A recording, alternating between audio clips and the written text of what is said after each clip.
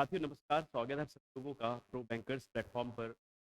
आज जो हम चर्चा करने वाले हैं, इसमें ये हम इंडियन बैंकिंग हिस्ट्री चल रही है, हिस्ट्री ऑफ इंडियन बैंकिंग है चल रहे पार्ट थर्ड के बारे में हम लोग करेंगे और जानने की कोशिश करेंगे कि भारत में बैंकों के नेशनलाइजेशन के संबंध में, यानी कि भारत में जो बैंक स्टैब्लिश की गई थी का राष्ट्रीयकरण कैसे क्या हुआ था, ये हम लोग यहाँ पे चर्चा करेंगे। और इस नेशनलाइजेशन में क्या रहा ऑब्जेक्टिव, श्रीमती इंदिरा गांधी जी ने इसका रिकमेंडेशन क्यों किया था, ये सारी बातचीत करेंगे इस सेशन में। चलते हैं अपने सेशन की तरफ और समझते हैं कि क्या इंपॉर्टेंस है इस लेक्चर में और इंटरव्यू में कैसे कर सकते हैं, ये भी हम लोग चर्चा करेंगे। बच्चों सबसे पहले यहाँ समझते हैं कि व्हाट इज द नेशनलाइजेशन, यानी कि जो नेशनलाइजेशन होता है, जो आपका राष्ट्रीयकरण होता है, नेशनलाइजेशन का इसका जो स्पष्ट मतलब होता है, हिंदी होता है इसका राष्ट्रीयकरण ना, का एग्जैक्ट मीनिंग होता है बच्चों राष्ट्रीयकरण। मतलब एक ऐसा सिचुएशन, एक ऐसा सिनेरियो जिसमें फिलहाल कोई भी ऐसी प्राइवेट एंटिटीज, यानी कि जो हमारी प्राइवेट एंटिटी होती है, प्राइवेट जो एंटिटीज होती हैं, एंटिटीज है ना, एंटिटीज जो होती हैं वो प्राइवेट एंटिटीज या प्राइवेट जो कंपनीज होती हैं, स्पेशली प्राइवेट कंपनीज होती हैं, ये प्राइवेट कंपनीज को अगर लेकर आया जाए, comes under government of India. अगर किसी भी निजी संस्थान को सरकार के नियंत्रण में इसको अगर लाया जाए, तो इसका मतलब हो जाएगा कि अब वो बैंक का राष्ट्रीयकरण होने जा रहा होगा या राष्ट्रीयकरण की बात हो रही है। इसका मतलब हो जाएगा ये कि जब भी किसी भी निजी संस्थान को केंद्र सरकार के द्वारा इसका रेगुलेशंस किया जाए, इसका विनियामक किया जाए, तो उस संस्थान में जो मैक्सिमम शेयर्स होंगे, मोर देन 50%, वो शेयर सरकार के होंगे, गवर्नमेंट ऑफ इंडिया के होंगे। मैं आपको बता दूं, जब किसी भी संस्थान का राष्ट्रीयकरण किया जाएगा, तो इसमें यानी कि कोई भी ऐसी प्राइवेट एंटिटीज जो होगी, यानी कि निजी जो संस्थान होगा, प्राइवेट एंटिटीज होगी, वो प्राइवेट एंटिटीज, देखिए अगर मैं यहाँ पर प्राइवेट एंटिटीज की बात करता हूँ, वो प्राइवेट एंटिटीज को सरकार के अंतर्गत लाया जाए तो इसको कहीं ना कहीं बोला जाएगा राष्ट्रीयकरण। अब क्यों लाया गया होगा, इसका कारण ये भी है क्योंकि जब भी अगर निजी संस्थाओं की मनमानी बहुत ज़्यादा चलने लगेगी, उसका जो आम जनता के प्रति रुझान कम होने लगेगा, बिजनेस एंटिटीज को ज़्यादा फोकस करेगी या अपने प्रॉफिट ओरिएंटेशन के बारे में ज़्यादा फोकस करेगी, उस संस्थान को कहीं ना कहीं गवर्नमेंट ऑफ इंडिया के नॉर्म्स को फॉलो करना पड़ेगा और पब्लिक वेलफेयर के रिगार्डिंगली उसको राष्ट्रीयकरण के दर्जे में लाना अनिवार्य समझा गया। अब ये क्यों हुआ जाकर के, इसका रीजन भी है। अगर मैं बात करूँ तो क्लास यहाँ पर कि अगर कोई भी स्थान अगर राष्ट्रीयकरण के अंतर्गत आ रहा है, यानी कि नेशनलाइजेशन की प्रक्रिया के अंतर्गत आ रहा है, स्थान को बोला जाएगा पब्लिक सेक्टर। इसको बोला जाएगा बच्चों पब्लिक सेक्टर, यानी कि सार्वजनिक क्षेत्र का उपक्रम बोला जाएगा। में ये स्पष्ट बोला गया है या इसमें क्लियरेंस होगा ये कि गवर्नमेंट के जो शेयर्स होंगे, इसमें सरकारी जो शेयर्स होंगे वो क्लास हो जाएंगे 51%, और इसके अलावा जो प्राइवेट शेयर्स होंगे, निजी शेयर्स होंगे, वो आपके 49% होंगे आउट ऑफ 100। तो इस संस्थान को स्पेशली कहीं ना कहीं पब्लिक ऑन्ड बोला जाएगा ना, पब्लिक है ना, इसको सेंट्रल पब्लिक सेक्टर एंटरप्रेन्योरशिप बोल सकते हैं, सीपीएससी भी बोल सकते हैं ना, एक और अच्छे लैंग्वेज में। तो बात स्पष्ट यही कि अगर किसी भी संस्थान का नेशनलाइजेशन किया जाएगा, तो इसमें सरकार के शेयर्स ज्यादा होंगे, गवर्नमेंट ऑफ इंडिया के ज्यादा शेयर्स होंगे। इस चीज को आप लोग अच्छे से याद रखिएगा। गवर्नमेंट के शेयर मैक्सिमम होंगे, इसमें से 51% शेयर सरकार के हों और रिमेनिंग शेयर्स आपके प्राइवेट्स के हों, यानी कि 51 से भी ज्यादा हो सकते हैं, ऐसा नहीं कि 51% ही, एटलीस्ट 51% है ना। आपकी पीएनबी हुआ, सेंट्रल बैंक ऑफ इंडिया, इसमें शेयर्स आपके 80% से प्लस शेयर्स है, 90%, 95% प्लस शेयर्स है, ये सारी चीजें। तो नेशनलाइजेशन की जरूरत क्यों पड़ी जा करके, क्या इसकी इंपॉर्टेंस थी? एक्चुअली ये जो नेशनलाइजेशन था, मैं आपको यहाँ पे ब्रीफिंग कर दे रहा हूँ कि नेशनलाइजेशन जो था वो रिकमेंड किया गया था, nationalization was recommended by Shrimati Indira Gandhi ji.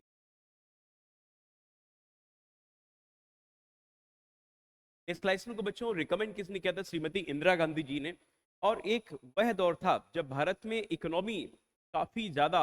Downfall में थी, मतलब टेक ऑफ स्टेज का सिचुएशन था भारत की अर्थव्यवस्था में। एक्शंस लेने की बात चली थी कि कैसे भारत में अर्थव्यवस्था को रिफॉर्म करें। उस टाइम पर श्रीमती इंदिरा गांधी जी, जो कि भारत की आयरन लेडी के रूप में जानी जाती हैं, श्रीमती इंदिरा गांधी जी ने एक इनिशिएटिव लेकर के आई थी। और उस समय की बात है जब भारत में एग्रीकल्चर को एग्रीकल्चर या फिर कहीं ना कहीं ग्रोथ को ग्रोथ को फिलहाल स्टेबिलिटी की जरूरत थी। कृषि और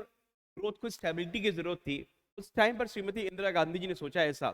कि क्यों ना ऐसा करते कि भारत में बैंकों का नेशनलाइजेशन करें, यानी कि किसी भी देश में जो वहाँ की बैंक्स होंगी वो बैंक एक प्रकार से उस देश की बैकबोन कहलाएंगी। उस देश का एक पूरा स्ट्रक्चर जो इकोनॉमिक होगा वो बैंकों की शाख के द्वारा ही चलेगा। लेकिन उस टाइम पे देखा गया कि भारत में पहले जो ओल्ड प्राइवेट बैंक हुआ करती थी, यानी कि जो बैंक की शुरुआत में स्टैब्लिश हुई थी, उन बैंकों का रुझान बिजनेस सेक्टर्स को ज्यादा था, यानी कि बिजनेस एंटिटीज को वो ज्यादा प्रेफर करते थे लोन देने के रिगार्डिंग। तो ये बात क्लास उस समय की है जब भारत में 1951 में फर्स्ट फायर प्लान को लॉन्च किया गया था, एग्रीकल्चर और इसके अलावा इरिगेशन को फोकस किया गया था। लेकिन धीरे धीरे जब बातें आगे बढ़ी जाकर के 51 से लेकर के 56, 56 से 61, 61 से 66, इस 3 पंचवर्षीय योजना में ये सारी चीजें प्रैक्टिसाइज की गई कि भाई एग्रीकल्चर को फोकस करो, इंडस्ट्रीज को फोकस करो। अरे इसके बाद कई युद्ध लड़े गए इंडिया पाकिस्तान, इंडिया चाइना के बीच में। तो फाइनली 1966 से लेकर के 1969 के बीच में जो समय था 1966 टू 9 के बीच में, समय काफी ज्यादा पेनफुल था इंडिया की इकोनॉमी के लिए। उस टाइम पे ये समझ लीजिए कि हमारे यहाँ पे इंडिया में इतना फूड नहीं था जिसकी वजह से हमें बाहर से वीट को इम्पोर्ट करना पड़ा था यूएसए से। तो उस टाइम पे श्रीमती इंदिरा गांधी जी ने सोचा ऐसा कि क्यों ना ऐसा करते कि भारत में इकोनॉमी को रिफॉर्म करने के लिए हम बैंकों को अपने क्षेत्र में, यानी कि अपने यानी कि सरकार के ओन में लेकर के आए और गरीब से गरीब हर एक तबके के व्यक्ति को लोन फैसिलिटी प्रोवाइड कराएं, यानी उस व्यक्ति को माइक्रो लोन मिल सके। अगर अगर सामने मान लीजिए किसान खड़ा हुआ है और उसके बगल में अगर मान लीजिए अडानी साहब खड़े हुए हैं या फिर कोई भी बिजनेस मैन पर्सन खड़ा हुआ है, तो सबसे पहली प्रायोरिटी एग्रीकल्चर को होना चाहिए, फार्मर्स को होना चाहिए। ये अप्रोच श्रीमती इंदिरा गांधी जी ने फिलहाल व्यक्त करी। तो नेशनलाइजेशन करने का जो मुख्य उद्देश्य था मैं आपको यहाँ पे बता दे रहा हूँ कि क्या इसका ऑब्जेक्टिव था, यानी कि ऑब्जेक्टिव था behind the nationalisation, objective behind the nationalisation, objective behind the nationalisation of bank. बैंकों का राष्ट्रीयकरण के पीछे जो उद्देश्य था, सबसे पहले ये उद्देश्य था कि क्लास वहां पर, यानी कि उस टाइम पर रिमूव करना था दी फाइनेंशियल डिस्पेरिटी, है ना। सबसे बड़ी बात ये कि फाइनेंशियल जो डिस्पेरिटी हो रही थी उसको फिलहाल रिमूव किया जाए। मतलब जो एक प्रकार से जो वित्तीय असमानता थी लोगों के बीच में, रिच पर्सन को लोन पहले दिया जाए, ऐसा उस टाइम में चल रहा था। पुअर पीपल्स को अप्रोच नहीं पहुंच पा रही है। इस वजह से कहने की लगा ऐसा कि भाई समाज में फाइनेंशियल डिस्पेरिटी ज्यादा हो रही थी, इस टाइम पर ज्यादा डिस्पेरिटी थी, देखिए भेदभाव ज्यादा था। देखिए कहीं ना कहीं जो आर्थिक भेदभाव है, आर्थिक भेदभाव है, इस आर्थिक भेदभाव को खत्म करना है ना। आर्थिक भेदभाव को खत्म करने की बात करी गई थी इस पंचवर्षीय सॉरी इस नेशनलाइजेशन के रिगार्डिंग, है ना। तो आर्थिक भेदभाव को खत्म करना मुख्य उद्देश्य के रूप में बताया गया, ये भी इसका मकसद था। सेकेंड बात ये बच्चों यहां पर कि and social disparity, social disparity, जाहिर सी बात है कि जिस जगह पर अगर फाइनेंशियल डिस्पेरिटी होगी, ये क्लियर बात है कि वहां पे सोशल डिस्पेरिटी होने के भी चांसेस हो सकते होंगे। तो सोशल डिस्पेरिटी को भी खत्म करने का बात करेगी, इंक्लूडिंग फाइनेंशियल डिस्पेरिटी। एंड इसके अलावा सैंक्शन करने का, यानी कि प्रोवाइड करने का, क्रेडिट करने का, सैंक्शन दी क्रेडिट, यानी कि साख जिसको बोला जाएगा बच्चों, साख। क्रेडिट का मतलब क्या हो जाएगा क्लास? साख, यानी कि इसको एक प्रकार से लोन बोला गया। साख का मतलब होता है लोन, है ना। सैंक्शन दी साख और लोन टू फार्मर्स यानी कि किसानों को लोन देने का, हमारे एग्रीकल्चर सेक्टर्स के लोग हैं, उनको लोन देने का, फार्मर्स को, माइक्रो एंटरप्राइजेस को, जो भी हमारे सूक्ष्म उद्यम है को लोन मिल सके, आसानी से वो बिजनेस को स्टैब्लिश कर सके। एंड जो भी जरूरतमंद है, जिनको ऐसा लग रहा है कि भाई उनको लोन चाहिए regarding for the sub specific growth, तो उसके लिए उनको नीडी पर्सन्स को, यानी कि जो भी नीडी पीपल्स थे, उनको लोन देना अनिवार्य समझा गया। इसलिए यहाँ पर बैंकों का नेशनलाइजेशन करने का रिकमेंडेशन श्रीमती इंदिरा गांधी जी ने किया था। और ये समय उस टाइम का समय था, एक क्रूशल समय था कहने की भारत की अर्थव्यवस्था के लिए।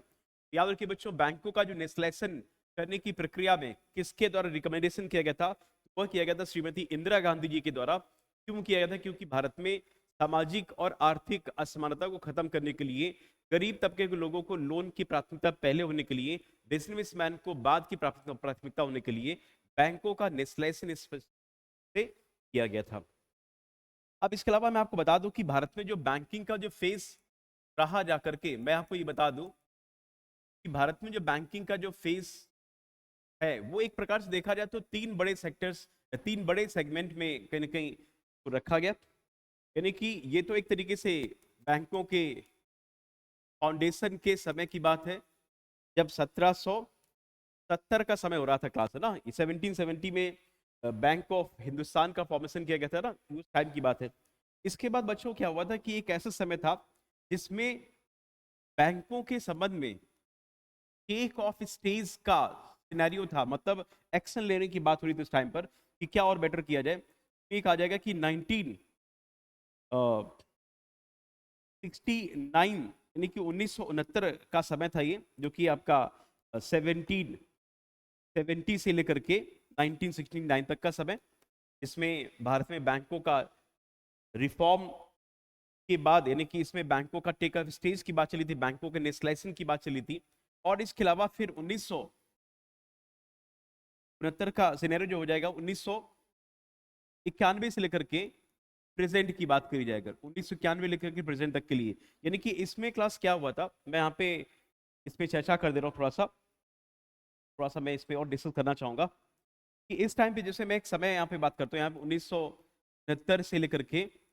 1991, एक्चुअली ये इसका मेन समय रहना चाहिए। सेकेंड जो फेज था 1969 से 1991 तक का समय था ये सेकेंड। और 1991 से लेकर के प्रेजेंट तक की जो बैंकिंग सिनेरियो है उसके बारे में ना,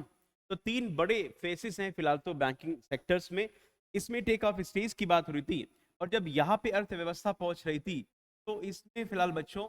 रिफॉर्म की बात हो रही थी। रिफॉर्म का मतलब हो जाएगा कि बैंकिंग सेक्टर को और ज्यादा बेटर कर सके ना। रिफॉर्म के बाद फिर जब आगे मामला बढ़ रहा है, मतलब ये जाएगा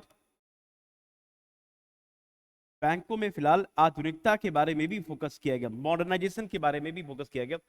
यानी कि बैंकों में मॉडर्निटीज को लाया गया, डिजिटल ट्रांजेक्शन को और फोकस किया गया। ये तीन बड़े फेस हैं जहां पर हम लोग यहां से बात आगे निकल चुके और यहाँ पे हम लोग आगे मूवमेंट पे चल रहे हैं, यानी कि इस जगह पे बैंकों के नेशनलाइजेशन के बारे में चर्चा हम लोग यहाँ पर करेंगे, राष्ट्रीयकरण के बारे में। तो ये चीज आप लोग याद रखिएगा, नेशनलाइजेशन का फेस फिलहाल तो यहीं से प्रारंभ होता है बैंकों का, ठीक है ना। अब नेक्स्ट हम लोग बात करते हैं बच्चों यहाँ पर कि नेशनलाइजेशन क्यों किया गया, तो आपको ये पता चल गया, किसने रिकमेंड किया तो ये भी पता चल गया। और नेशनलाइजेशन करने के दौरान मैं आपको बता दूं, ये टाइम पर जो भी ओल्ड प्राइवेट बैंक थी, की प्राइवेट बैंक थी,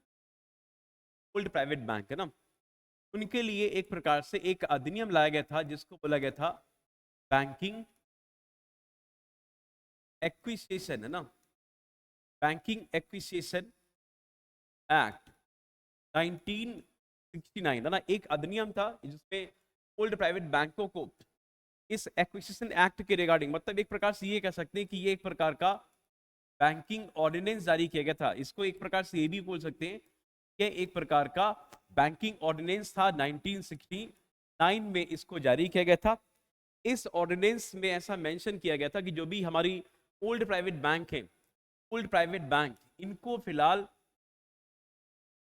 ट्रांसफॉर्म किया जाए, इनको ट्रांसफॉर्म किया जाए इनटू गवर्नमेंट अंडरटेकिंग, ना, गवर्नमेंट अंडरटेकिंग। यानी कि इसमें ये बात स्पष्ट करी गई है कि जो भी हमारी ओल्ड प्राइवेट बैंक है उनको सरकार के अंतर्गत रखा जाए, जिसमें से बैंकिंग एक्विजिशन या फिर बैंकिंग ऑर्डिनेंस एक्ट 1909 के अंतर्गत ये सारी प्रक्रिया करी गई थी। अब इसके लिए क्लास क्या हुआ था कि जो राष्ट्रीयकरण किया गया था, नेशनलाइजेशन हुआ था बच्चों, वह नेशनलाइजेशन को फिलहाल भारत में दो फेज में किया गया था, हेल्ड इन टू फेजेस, यानी कि दो फेज में बैंकों का नेशनलाइजेशन किया गया था। याद रखिएगा, इंटरव्यू में ज्यादा करेंगे कुछ जाने की संभावना बनती है कि भारत में बैंकों का राष्ट्रीयकरण जो हुआ था वो कितने फेज में किया गया था। दो फेज में किया गया था, जिसमें से फर्स्ट फेज की बात करते हैं अगर बच्चों, फेज 1 की बात करते हैं, इट वॉज 19th ऑफ जुलाई, यानी कि 19 जुलाई का समय था, जिसमें से 1969 का समय था जब श्रीमती इंदिरा गांधी जी ने अनाउंसमेंट किया होता कि जो 14 बैंक हैं, 14 old private bank now comes under the government of India, है ना। ये जब न्यूज आई थी मार्केट में उस टाइम पर, जनता के प्रति ये न्यूज आई थी जनता में, तो टाइम्स ऑफ इंडिया के पेपर में आप लोग यहाँ पर देख सकते हो, गूगल में अगर करोगे, आप डाउनलोड करोगे तो वहाँ पे एक पेपर आएगा बाकायदा, पेपर में प्रॉपर तरीके से मेंशन किया गया। जब ये बड़ा फैसला श्रीमती इंदिरा गांधी जी के द्वारा लिया गया, तो भारत में ये समझ लीजिए कि बैंकों में एक बड़ी इंडिपेंडेंस वाली चीजें चलने लगी, मतलब बैंकों में एक प्रकार से बड़ी स्वतंत्रता हो गई और बैंकें सरकार के नॉर्म्स के रिगार्डिंग इनको रखने की बात करेगी। अब देखिए, इसको अगर गवर्नमेंट ऑफ इंडिया नॉर्म्स रखा जाएगा तो कहीं ना कहीं इजीली तरीके से सबके अप्रोच में ये बैंक्स आ जाएंगी, कोई स्पेसिफिक यानी कि स्पेसिफिक सेक्टर के लिए ही नहीं बनी होगी, सबके लिए एक प्रकार से बैंक कार्य करेंगी। तो दो फेज में बैंकों का नेशनलाइजेशन किया गया था, इसमें से 19 जुलाई 1969 में। एंड इसमें क्या हुआ था क्लास, यहाँ पर कितनी बैंकों को इंक्लूड किया गया था, इंक्लूड 14 बैंक, यानी कि 14 बैंकों को इंक्लूजन किया गया था, 14 बैंकों का इसमें इनका समावेशन किया गया था। एंड दीज बैंक, यानी कि दीज बैंक हैव एटलीस्ट, इन बैंकों के पास कम से कम 50 करोड़, यानी कि इनका जो बैंक का जो बैलेंस शीट देखा गया, बैंकों का जो भी इनर कैपिटल देखा गया, इनका जो कैपिटल देखा गया वो 50 करोड़ से कम नहीं होना चाहिए, कम से कम 50 करोड़ इनका कैपिटल का स्टैंडर्ड बनाया गया। जिनकी पूंजी अगर 50 करोड़ हो वो उन बैंकों को ही फिलहाल तो सरकार के अंतर्गत मेंशन करने का जिक्र किया गया। तो फर्स्ट फेज में जिन बैंकों का नेशनलाइजेशन किया गया था उन बैंकों की कम से कम पूंजी बच्चों 50 करोड़ होना तय किया गया। वैसे 19 जुलाई, याद रखिएगा डेट बहुत ही इंपॉर्टेंट है, 19th of July is very important date in the banking sector. 19 July 1969 include the 14 banks, है ना। अब बात करते हैं क्लास यहाँ पर, अगर हम सेकेंड फेज की बात करते हैं, यानी कि नेक्स्ट स्लाइड में ले चलूंगा, अगर मैं सेकेंड फेज की बात करता हूँ, फेज सेकेंड के लिए, सेकेंड फेज में जिन बैंकों का नेशनलाइजेशन किया गया था में से आपकी ये 6 बैंक थी, कुल 6 बैंकों का राष्ट्रीयकरण किया गया था। 6 बैंक इंक्लूड, इन 6 बैंकों को इंक्लूड किया गया था और ये डेट बच्चों थी 15 अप्रैल की, 15th ऑफ अप्रैल 1980 का समय था, यानी कि भारत में बैंकिंग फैसिलिटी को और आगे बढ़ा दिया गया, यानी कि 1980 तक भारत में कहीं ना कहीं आरआरबीज का भी गठन हो गया था। प्रायोरिटी सेक्टर लेंडिंग की गाइडलाइंस को भी रिजर्व बैंक ऑफ इंडिया ने 1974 में जारी कर दिया गया था, आरआरबीज का 1975 में गठन किया गया था। तो ऐसी कई सारी चीजों का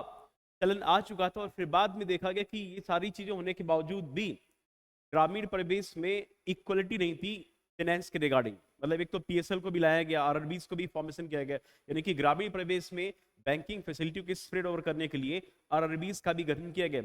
लेकिन सरकार ने सोचा ऐसा कि क्यों ना ऐसा कर दे कि सेकेंड फेज का भी नेशनलाइजेशन कर देते। सेकेंड फेज का नेशनलाइजेशन जो किया गया था 1980 में किया गया था, बहुत ही महत्वपूर्ण डेट है ये 15 अप्रैल की, और इसमें ऐसा बताया गया, ऐसा एक बेंचमार्क रखा गया, इसमें से बताया गया कि दीज बैंक, यानी कि ये जो बैंक है, दीज बैंक हैव एटलीस्ट, कम से कम इन बैंकों की एटलीस्ट मिनिमम कैपिटल, कम से कम जो कैपिटल बताएगी वो बच्चों याद रखिएगा 200 करोड़ रुपए, यानी कि इन बैंकों का जो बेंचमार्क रखा गया मिनिमम कैपिटल का वो 200 करोड़ रुपए कैपिटल का होना तय बताया गया। तो इस प्रकार से देख रहे हैं बच्चों यहाँ पर कि जो टोटल, तो आपकी टाइम तक टोटल जो नेशनलाइज बैंक हो चुकी थी, राष्ट्रीयकृत बैंक जो हो चुकी थी, नेशनलाइज्ड बैंक, वो बच्चों 20 थी, 20 बैंक है ना, 20 बैंक आपकी राष्ट्रीयकृत बैंकें हो चुकी हैं। लेकिन आपको मैं बता दूं आपको कि वर्तमान में जो बैंकें हमारे यहाँ पे राष्ट्रीयकृत बैंक हैं, 20 नहीं है बच्चों, कुल 11 राष्ट्रीयकृत बैंकें, 11 नेशनलाइज कम पब्लिक सेक्टर बैंक, यानी कि 11 राष्ट्रीयकृत बैंक को पब्लिक सेक्टर बोला जाएगा, क्योंकि इसमें मोर देन 50% शेयर, यानी 51% एटलीस्ट शेयर तो है ही है। तो उस टाइम तक क्लास क्या हुआ था कि 20 नेशनलाइज्ड बैंक भारत में वर्क कर रही थी, लेकिन एक ऐसा समय भी आया जब मर्जर की भी जरूरत पड़ी, मर्जर ऑफ बैंक है ना, बैंकों के मर्जर की जरूरत पड़ दिया करके। क्योंकि देखिए मर्जर करने का रीजन भी अपना अलग अलग हो सकता है, क्यों कैसे मर्जर किया गया ये भी एक अलग रीजन हो सकता है। किसी भी बैंक का मर्जर करने की वजह से ये भी हो सकता है कि भाई उस बैंक का जो भी ऑपरेशन कॉस्ट है वो कम किया जाए, या मे भी हो सकता है कि उस बैंक का एनपीए बहुत ज्यादा बढ़ रहा हो, या फिर उस बैंक की पॉपुलैरिटी कम हो रही हो, इसलिए उन बैंकों का मर्जर किया जाता है, जिससे उस बैंक का अस्तित्व किसी अन्य नई एंटिटी में फिलहाल मर्ज कर दिया जाए। तो मर्जर ऑफ अ बैंक की बात करते हैं यहाँ पर। तो उस टाइम पे क्या हुआ था क्लास की, एक बैंक हुआ करती थी new bank of India, new bank of India ना, एक बैंक हुआ करती थी, इसका विलय किया गया था 4 सितंबर 1993 में, और ये विलय किया गया था इन पंजाब नेशनल बैंक यानी कि पीएनबी है ना, पीएनबी में इस न्यू बैंक ऑफ इंडिया का विलय कर दिया गया था। पंजाब नेशनल बैंक इंडिया की एक ऐसी बैंक है जो राष्ट्रीयकृत बैंक है, और अगर हम कैपिटल की बात करते हैं यानी कि नेशनलाइज्ड बैंकों की पूंजीकरण की बात करते हैं, तो फर्स्ट प्लेस पे पीएनबी आती है राष्ट्रीयकृत बैंकों की सीरीज में पूंजीकरण के अंतर्गत। और इसके बाद फिर आपकी सेकंड आती है आपकी bank of Baroda after merger है ना, मर्जर के बाद। अब बच्चों अगर क्वेश्चंस की बात करें, जैसे यहाँ पे चर्चा करिए बैंकों के नेशनलाइजेशन के बारे में, तो अगर कोई क्वेश्चन यहाँ की भारत में जो फर्स्ट बैंक रही जाकर के फर्स्ट नेशनलाइज्ड बैंक, भारत की ऐसी कौन सी पहली नेशनलाइज्ड बैंक रह चुकी है, तो ये इसका आंसर क्या आएगा, मुझे लग रहा है कई स्टूडेंट्स का आंसर जानते भी होंगे, और इसका आंसर वो आएगा जो जिस बैंक को भारत का केंद्रीय बैंक का दर्जा दिया गया है। आप सभी को इसका आंसर पता चल गया already, one and only reserve bank of India यानी कि आरबीआई। आरबीआई भारत की पहली नेशनलाइज्ड बैंक, और इसका नेशनलाइजेशन जो किया गया था बच्चों 1 जनवरी 1949 को किया गया था। ये बात स्पेसिफिक बात है अपने आप में, इस बात को याद रखिएगा। 1 जनवरी 1949 को रिजर्व बैंक ऑफ इंडिया का नेशनलाइजेशन किया गया था, जो भारत की पहली राष्ट्रीयकृत, यानी कि राष्ट्रीयकृत एक अलग बात है, वो भी मैं क्लियर कट कर दूंगा। राष्ट्रीयकृत बैंक के उन्हीं बैंकों को बोला जाएगा तो 1969 और 1980 में जिन बैंकों का नेशनलाइजेशन बोला गया था। अब ये नहीं कहेंगे कि रिजर्व बैंक ऑफ इंडिया राष्ट्रीयकृत बैंक है, मतलब ये कह सकते हैं कि नेशनलाइजेशन किया गया था बिकॉज ऑफ गवर्नमेंट ओन्ड करने के लिए, है ना, ये चीज कह सकते हैं। नेशनलाइजेशन करने का मतलब हो जाएगा गवर्नमेंट ओन्ड करने के लिए ऐसा काम किया गया था। राष्ट्रीयकृत बैंक आपकी 11 ही है, ये कंफ्यूजन क्लियर कर लीजिएगा आप लोग। 11 राष्ट्रीयकृत बैंक है, रिजर्व बैंक ऑफ इंडिया एक अलग बैंक है, सेंट्रल बैंक है, बट उसका भी नेशनलाइजेशन किया गया था, है ना, ये चीज याद रखिएगा। ऐसे तो एयर इंडिया का भी नेशनलाइजेशन किया गया था, ऐसे तो एलआईसी का भी किया गया था नेशनलाइजेशन, है ना। चले, इतना सब होने के बाद भारत में अगर देखा जाए अगर, तो कुल 11 वर्तमान में जो टोटल बैंकें भी हैं क्लास याद रखिएगा, प्रेजेंट में जो टोटल नेशनलाइज बैंक हैं, नेशनलाइज जो बैंक हैं वर्तमान में प्रेजेंटली, वो है बच्चों याद रखिएगा 11, इनकी संख्या बच्चों 11 है, 11 इसकी संख्या है वर्तमान में बैंकों के नेशनलाइज के संबंध। अब मैं आपको बताना चाहूंगा कि बैंकों के मर्जर के संबंध में ना, मर्जर ऑफ नेशनलाइज्ड बैंक है ना, ये आपको हेडिंग डालना पड़ेगा कि राष्ट्रीयकृत बैंकों का विलय, मर्जर ऑफ नेशनलाइज्ड बैंक, राष्ट्रीयकृत बैंकों का विलय, ये एक बहुत बड़ी न्यूज है अपने आप में। और ये बात क्लास 2018 की बात है ये, जब श्रीमती निर्मला सीतारमन जी ने, और उसके पहले अगर 2016 की बात करें, 16 से लेकर के 19 तक की बात करते हैं, उस टाइम पर भारत में बैंकों का रिफॉर्म का ही समय था एक तरीके से, है ना, रिफॉर्म का ही समय था, प्रेजेंट में मॉडर्न रिफॉर्म का समय था। वैसे तो देखा जाए तो बैंकों में जो रिफॉर्म हुआ था वो 1991 से लेकर के 1994, 1998, 2004 इस प्रकार से, क्योंकि उस टाइम पे भारत में निजी बैंकों का भी इंक्लूजन किया गया था भारत में ना। तो जो मर्जर किया गया था भारत में बैंकों का, नेशनलाइजेशन बैंकों का मर्जर किया गया था, इनके पीछे क्या ऑब्जेक्टिव था, इनका क्या मुख्य उद्देश्य था, क्यों किया गया था मर्जर, ये भी मैं क्लास आपको बता दूं, इसका जो ऑब्जेक्टिव होता है या इसका पॉजिटिविटी जो बता दें आपको, पॉजिटिव पॉइंट्स अगर मैं बताऊं आपको, सबसे पहला जो पॉजिटिव पॉइंट ये हुआ, रिड्यूस दी ऑपरेशन कॉस्ट, यानी कि बैंकों का जो भी ऑपरेशन कॉस्ट होता है, reduce the operation cost of bank, bank का जो भी संचालन यानी कि प्रक्रिया करने का जो भी लागत होती है, संचालन की प्रक्रिया करने के लिए जो लागत होती है, इसमें कटौती करने के लिए भी ऐसा बताया गया। इससे ये बेनिफिट रहेगा अगर मर्जर किया जाएगा। एंड एम्फेसाइज करने का, एम्फेसाइज का मतलब हो जाएगा कि और ज्यादा इनहांस करने का, emphasize the working skill of employ, यानी कि जब भी किसी भी बैंक को ज्यादा रिस्पॉन्सिबिलिटी दे दी जाएगी तो वहां के जो एम्प्लॉय होंगे वो ज्यादा स्किल्ड होने के चांस उनको रह सकते। एंड थर्ड बात ये, reduce the NPA, non performing assets को, एनपीए को कम करना भी मुख्य उद्देश्य कहीं ना कहीं बताया गया, कि एनपीए को कम किया जा सके मर्जर के रिगार्डिंग, है ना ये चीज। और इसके अलावा अगर मैं चौथा पॉइंट यहाँ पे इस जगह में लिख दे रहा हूँ, चौथा पॉइंट, एक्सपैंड, एक्सपैंड दी बैंक ब्रांचेस, यानी कि बैंकों की ब्रांचेस को एक्सपेंड करना भी इंपॉर्टेंस रहा, यानी कि सबके पास बैंकिंग फैसिलिटी इजीली तरीके से और अच्छे से मिल सके, इसलिए भी कहीं ना कहीं ये मर्जर काफी तक फ्रूटफुल लगा जा करके। सबसे बड़ी बात ये कि एनपीए को कम करना भी काफी इंपॉर्टेंस था, एम्प्लॉय का स्किल को बेटर करने की बात करेगी, जो भी ऑपरेशन कॉस्ट है इसको भी कम करने के बारे में सोचा श्रीमती निर्मला सीतारमन जी ने, और बैंक्स की जो ब्रांचेस हैं उनको और एक्सपेंसेस किया जा सके। तो ऐसे कुछ पॉइंट्स पर कहीं ना कहीं श्रीमती निर्मला सीतारमन जी ने थिंक टैंक किया मर्जर के रिगार्डिंग। और अगर मैं निर्मला सीतारमन जी की बात करता हूँ तो स्वतंत्र भारत की जो अभी वर्तमान में जो पहली फीमेल फाइनेंस मिनिस्टर कंप्लीटली, वो भी बात करें फीमेल फाइनेंस मिनिस्टर जो है फर्स्ट कंप्लीटली, वो श्रीमती निर्मला सीतारमन जी हैं, जिन्होंने भारत में बैंकिंग इंडस्ट्री में काफी ज्यादा परिवर्तन किए। तो बैंकों के मर्जर के संबंध में श्रीमती निर्मला सीतारमन जी ने सबसे पहले तो ये अनाउंस किया था मैडम ने अक्टूबर 2018 में, और इन्होंने क्लास ये अनाउंस किया था फर्स्ट फेज की रिगार्डिंग, अगर मॉडर्न टाइम में अभी जो मर्जर करने की बात हो रही है वर्तमान के समय प्रेजेंटली पिछले 8 से 10 सालों के अंतर्गत, तो विजया बैंक, विजया बैंक और इसके अलावा देना बैंक, है ना, विजया बैंक और देना बैंक का आपस में विलय करके merge into Punjab national bank, sorry it is bank of Baroda, यानी कि इन दोनों का विलय किया गया क्लास ये बैंक ऑफ बड़ौदा में, बैंक ऑफ बड़ौदा में इन दोनों बैंकों का विलय किया गया। और ऐसा मैडम ने अनाउंसमेंट किया कि ये मर्जर जो है,